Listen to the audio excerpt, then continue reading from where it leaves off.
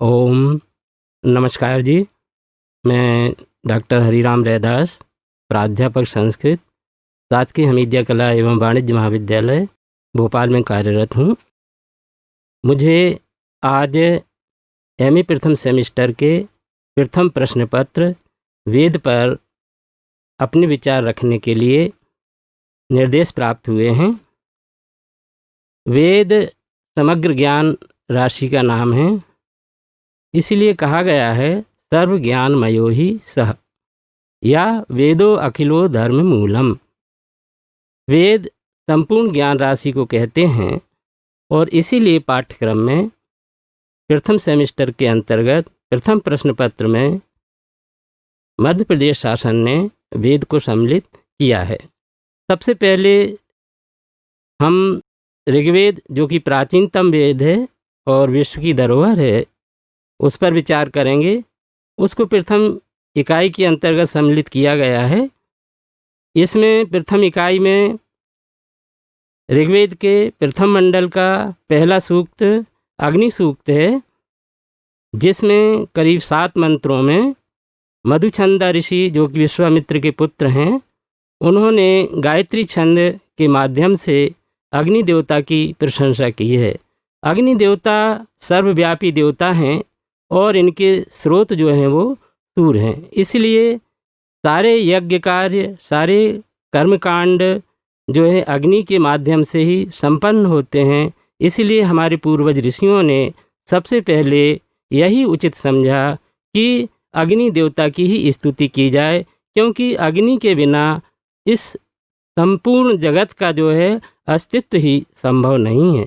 इसलिए अग्नि को प्रतिनिधि मानकर, देवताओं का प्रतिनिधि मानकर उसकी आराधना की गई है, उसकी प्रशंसा की गई है। ऋषि कहता है, अग्निम ईले प्रोहितम यज्ञस्य देवम ऋत्विजम होतारम रत्नधात्मम। अर्थात अग्नि जो है वह यज्ञ का पुरोहित है, यज्ञ का देवता है, यज्ञ का ऋत्विज है। यज्ञ में देवताओं का आह्वान करने वाला है, देवताओं तक हवि पहुँचाने वाला है। इसलिए अग्नि देवता की स्तुति हमें करना चाहिए। अग्नि देवता की प्रसन्नता से विश्व का कल्याण होता है, और यदि अग्नि देवता रुष्ट हो जाते हैं तो विश्व का अनिष्ट देखने को मिलता है। इसलिए पंच महाभूतों में अग्नि को प्रधान मान करके हमारे ऋषियों ने सर्वप्रथम अग्नि देवता को ही अपना स्तुति का माध्यम, अपनी प्रार्थना का माध्यम, उनकी प्रशंसा का माध्यम बनाया है। दूसरा सूक्त ऋग्वेद के दूसरे मंडल से लिया गया है, जिसका नाम है इंद्र सूक्त। इसमें करीब 15 मंत्र हैं, जिसमें गृत्समद ऋषि ने त्रिष्टुप छंद के माध्यम से वृष्टि के देवता इंद्र, देवराज इंद्र की आराधना की है, उनके पराक्रमों का वर्णन किया है, उनके वीरतापूर्वक कार्यों का वर्णन किया है, और असुरों का संहार करने वाला इंद्र को बताया गया है। इंद्र वृष्टि के देवता होने के साथ ही संपूर्ण देवताओं का प्रतिनिधित्व भी करते हैं और संपूर्ण देवताओं का मार्गदर्शन भी करते हैं। सारे लोगों पर इंद्र का नियंत्रण है। सारे लोग इंद्र को अपने कल्याण के लिए पुकारते हैं, उनका आह्वान करते हैं, चाहे शत्रुओं की सेनाएं हों और चाहे पक्ष की सेनाएं हों, सभी लोग इंद्र की स्तुति करते हैं। इस इकाई का तीसरा जो सूक्त है वह है विश्वामित्र नदी संवाद सूक्त। यह ऋग्वेद के तीसरे मंडल के 33वें सूक्त से इसमें मंत्र इकट्ठे किए गए हैं, जिसमें महर्षि विश्वामित्र नदियों से संवाद करते हैं, वार्ता करते हैं। इसमें नदियों और विश्वामित्र के संवाद का बड़ा सूक्ष्म वर्णन किया गया है, जिसमें विपाशा, सिंधु, शतुद्री आदि नदियाँ जो हैं, उनसे विश्वामित्र ऋषि प्रार्थना करते हैं कि हे माताओं, तुम हमको रास्ता दो, हमारा रथ निकलने के लिए रास्ता दो। तुम अपना विकराल रूप संक्षिप्त कर लो और मैं सोम यज्ञ करने के लिए, सोमलता को लाने के लिए आपको पार करना चाहता हूँ। इस पर नदियाँ कहती हैं कि तुम मेरी वंदना क्यों करते हो, मेरी स्तुति क्यों करते हो, मेरी प्रशंसा क्यों करते हो। विश्वामित्र कहते हैं कि सोम यज्ञ से विश्व का कल्याण होगा, सबका कल्याण होगा, इसलिए आप हमें रास्ता दीजिए। अंत में नदियाँ प्रसन्न होकर के विश्वामित्र ऋषि को मार्ग प्रदान करती हैं और कहती हैं तुमने मेरी प्रशंसा की है, तुमने विश्व कल्याण की कामना की है, इसलिए तुम सोमलता प्राप्त करने के लिए नदियों के उस पार जा सकते हो, हम तुम्हें मार्ग प्रदान करते हैं।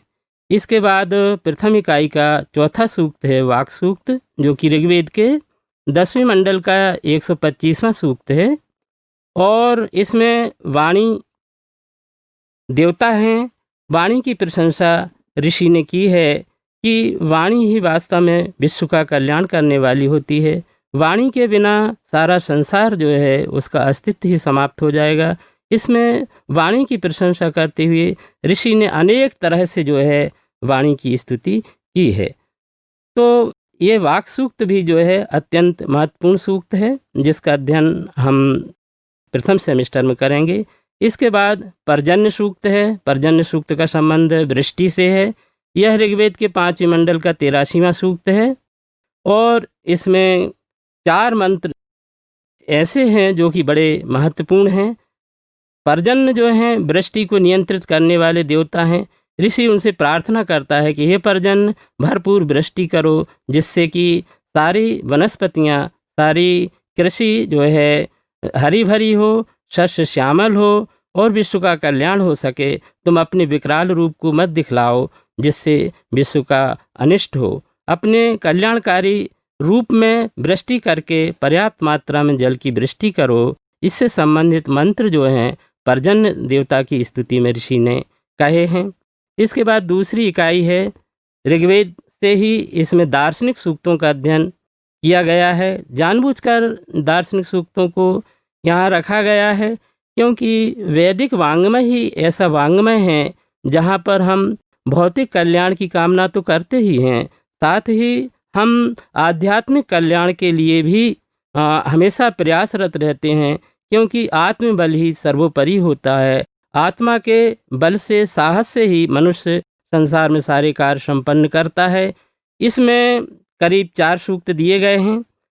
सर्वप्रथम हिरण्यगर्भ सूक्त के बारे में ऋषि ने बताया है। यह 10वें मंडल का 121वां सूक्त है और हिरण्यगर्भ से को कहा गया है कि यह सृष्टि के आदि में उत्पन्न हुआ था और यह प्रजापति जो है यही विश्व को धारण करने वाला है, विश्व का कल्याण करने वाला है, विश्व को संचालित करने वाला है। विश्व की स्थिति, लय और संहार इसी के अधीन है।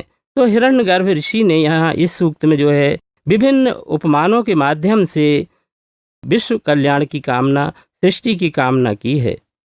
इसके बाद नासदी सूक्त है, जो कि ऋग्वेद के 10वें मंडल का 129वां सूक्त है।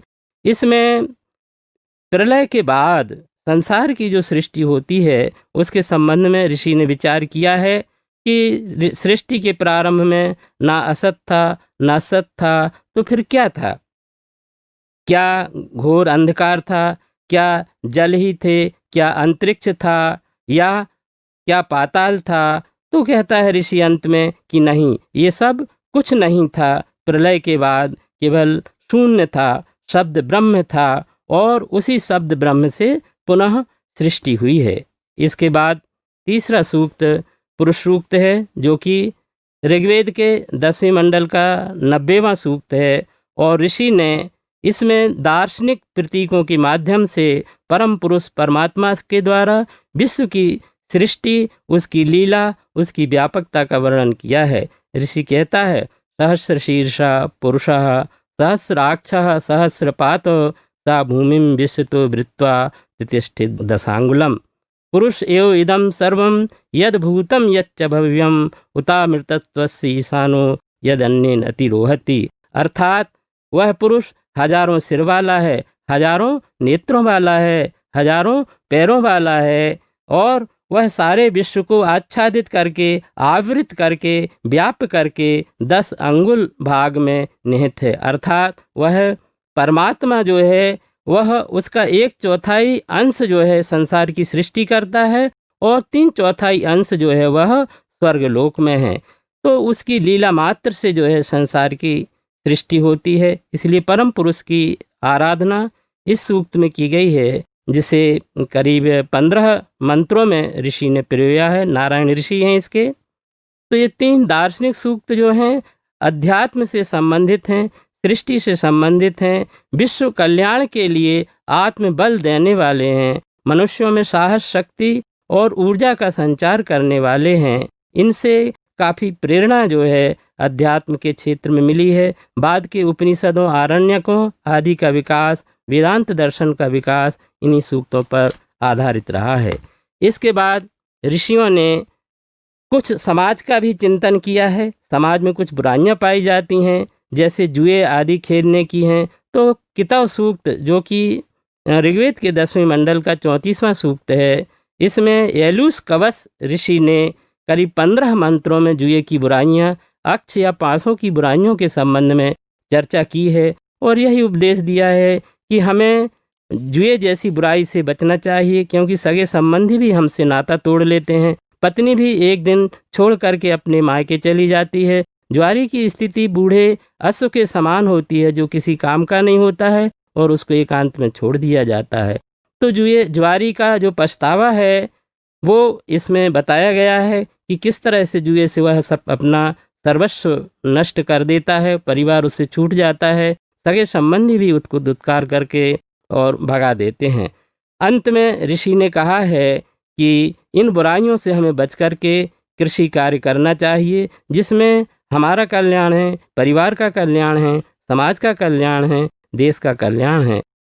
इसके बाद तीसरी इकाई प्रारंभ होती है प्रथम प्रश्न पत्र की, जो कि यजुर्वेद से संबंधित है और अथर्ववेद के सूक्त इसमें दिए गए हैं।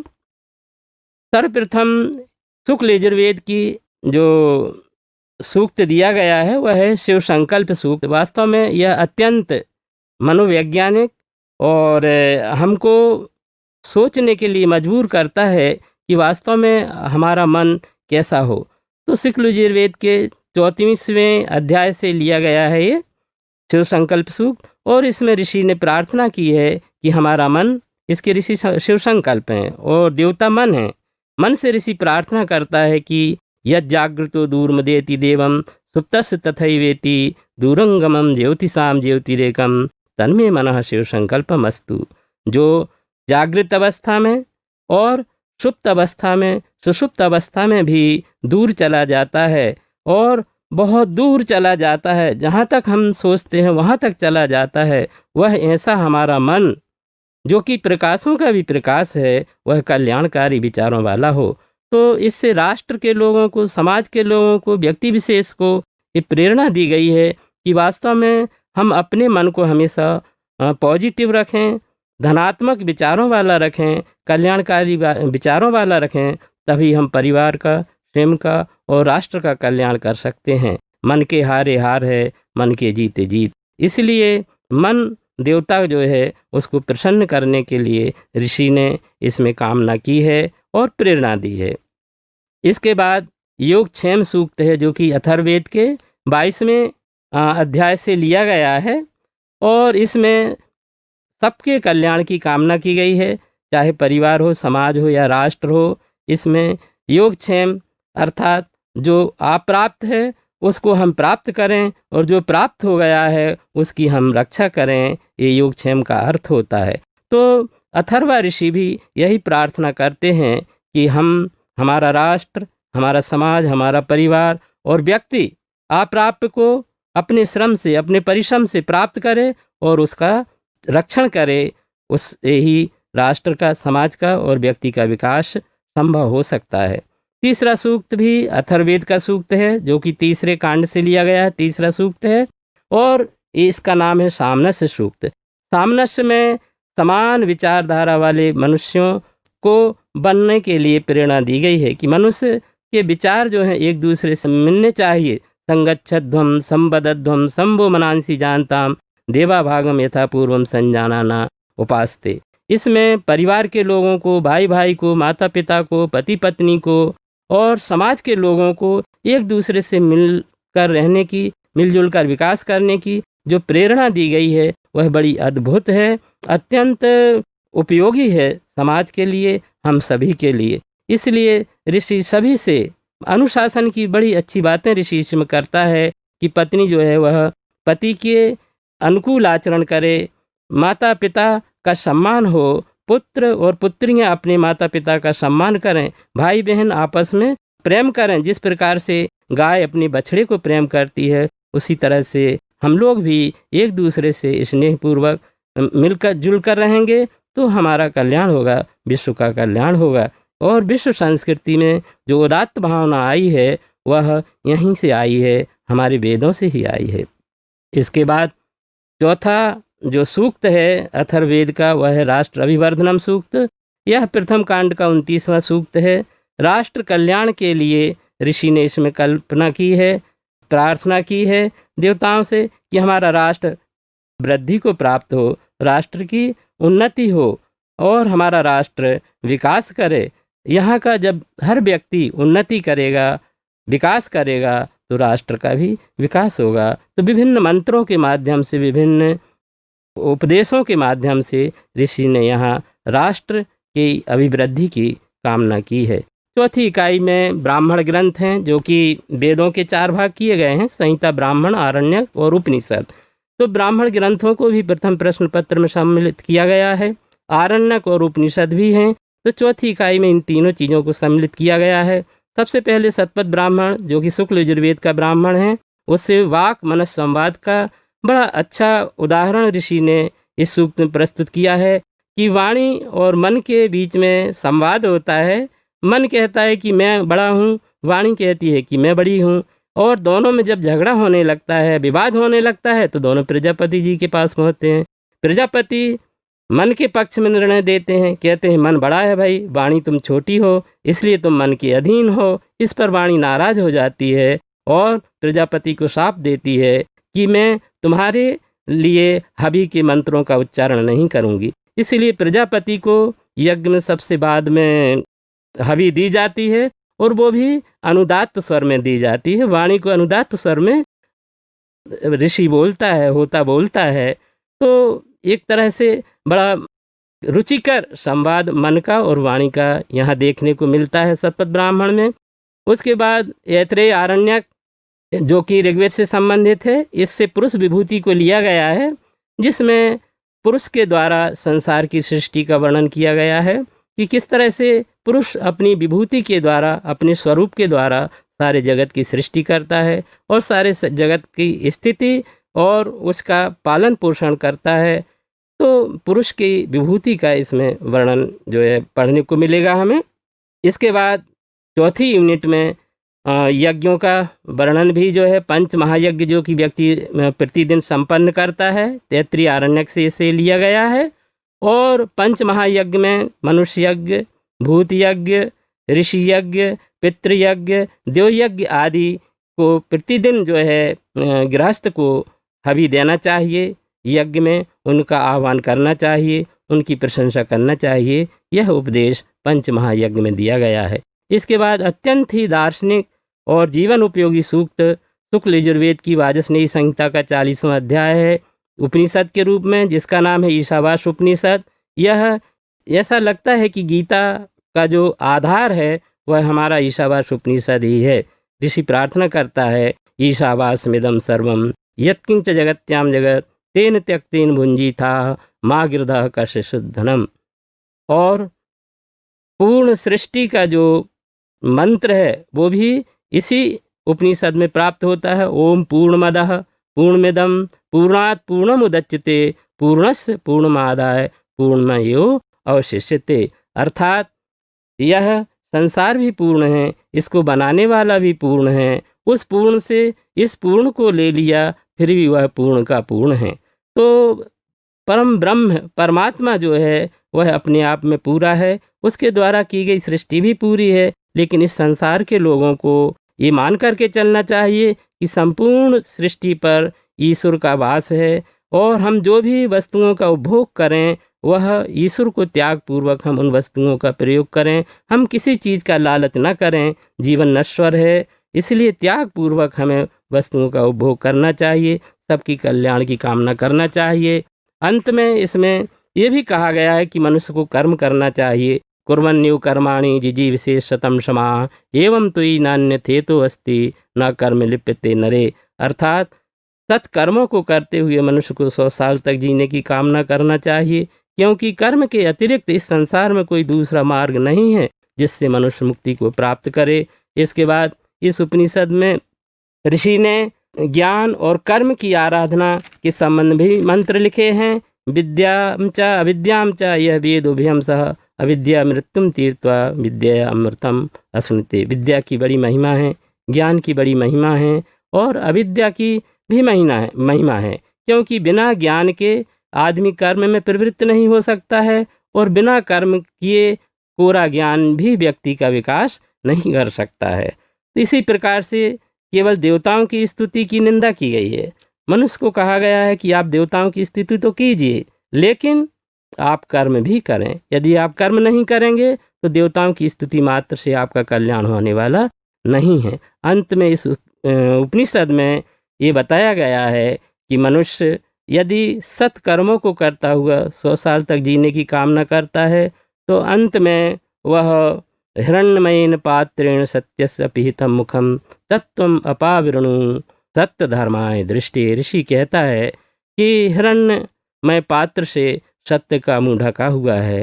हे परमात्मा, उस प्रकाश को संक्षिप्त करो जिससे मैं तुम्हारे दर्शन कर सकूं। अंत में ऋषि कहता है ओम कृतो स्मर, ओम कृतम स्मर, ओम कृतो स्मर, ओम कृतम स्मर। अंतिम संस्कार के समय इसका पाठ किया जाता है कि मनुष्य ने इस जीवन में जो भी कर्म अर्जित किए हैं, अच्छे कर्म, वह पुण्य कर्म ही उसको मुक्ति देंगे, और यदि उसने पाप कर्म किए हैं तो वह मुक्ति के मार्ग में बाधा बनेंगे। इस प्रकार से चौथी इकाई के अंतर्गत ईशावास्य उपनिषद बड़ा महत्वपूर्ण अंश है। इसके मंत्र और इसके उपदेश जो हैं अत्यंत जीवन उपयोगी हैं। वैसे तो संपूर्ण वैदिक वाङ्मय ही जो है विश्व की धरोहर है। ऋग्वेद को विश्व की धरोहर इसीलिए घोषित किया गया है कि अद्भुत, अद्वितीय और विश्व का सबसे संपन्न ग्रंथ है। इसमें इहलोक और परलोक की जो चर्चा की गई है वह अन्यत्र देखने को नहीं मिलती है। इसलिए कहा गया है कि सर्वम खलु इदम ब्रह्म।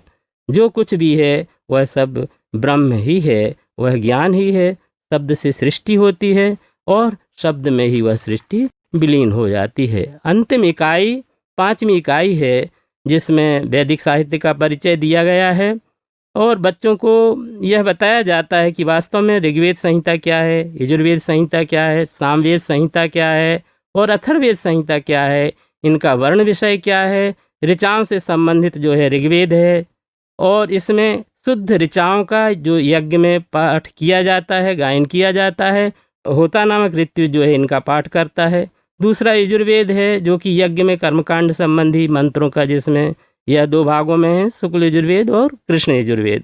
शुक्ल यजुर्वेद मंत्रात्मक है, जबकि कृष्ण यजुर्वेद गद्यमय भी है, बीच बीच में मंत्र भी हैं, लेकिन यज्ञ विधानों का वर्णन है। तीसरा सामवेद है, जिसमें गेयात्मक मंत्र हैं। देवताओं की स्थिति को विभिन्न गानों के माध्यम से, साम आदि गानों के माध्यम से उसकी देवताओं की स्तुति इसमें की गई है सामवेद में। अथर्ववेद को लोकवेद भी कहा जाता है, आयुर्वेद भी कहा जाता है। इसमें विभिन्न जादू टोनों का, मारण मोहन, उच्चाटन आदि का वर्णन भी प्राप्त होता है। चिकित्सा का ये बहुत बड़ा आधार है। इसलिए इन चारों वैदिक संहिताओं के परिचय के साथ ही हमें सभी ब्राह्मण ग्रंथों का परिचय भी इसमें पढ़ना पड़ता है, चाहे वो ऋग्वेद से संबंधित ऐतरेय ब्राह्मण हो या सांख्यायन कौशितकी ब्राह्मण हो, या फिर शुक्ल यजुर्वेद से संबंधित सतवर ब्राह्मण हो, तैत्रीय ब्राह्मण हो, या फिर अथर्ववेद का गोपद ब्राह्मण हो, या फिर आपके सामवेद से संबंधित जैमिनी हैं, आर्षे हैं, पंचविंश ब्राह्मण हैं। इन सब का परिचय हमारे बच्चे जो हैं इस इकाई में पढ़ेंगे।